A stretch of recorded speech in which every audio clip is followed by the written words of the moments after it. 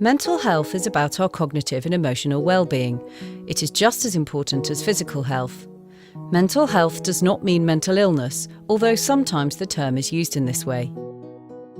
It's best to think about our mental health as existing on a continuum, rather than people being either mentally ill or mentally well. Our mental health exists on a continuum, and we move along the continuum according to various coinciding factors, such as our genetic makeup and upbringing, particular life circumstances, and the pressure we are under at any given time. At one end of the continuum, we have mental illness or ill health, such as depression, anxiety, bipolar disorder, and schizophrenia.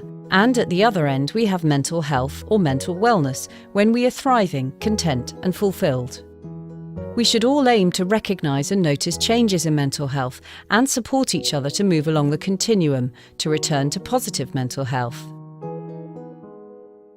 The World Health Organization describes mental health as a state of well-being in which every individual realises his or her own potential and can cope with the normal stresses of life, can work productively and fruitfully, and is able to make a contribution to his or her community. Being mentally healthy can include being resilient and able to cope with difficult times, feeling in control, being confident, feeling good about yourself, managing and expressing your emotions, building and maintaining good relationships. We all experience times when we feel under too much pressure, are worried, anxious, sad, afraid, or angry.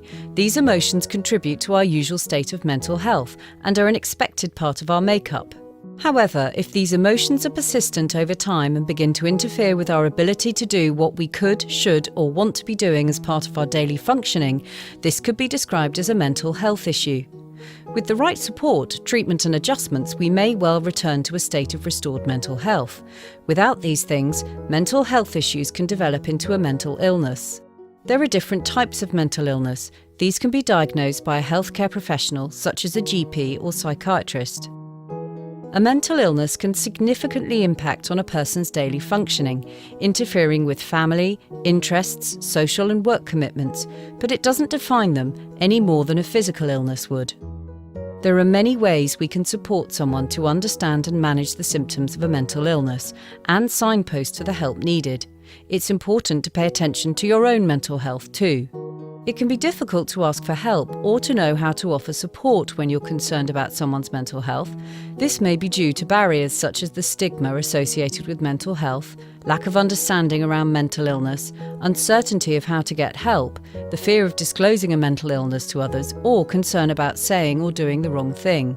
Research shows that stigma remains one of the biggest factors preventing people from raising concerns about their mental health or seeking help early to get the support needed. It is important to remember that just like physical health, we will experience ups and downs in our mental health. It exists on a continuum. Together, we can challenge stigma, seek parity with physical health, and develop our confidence to start a conversation about mental health.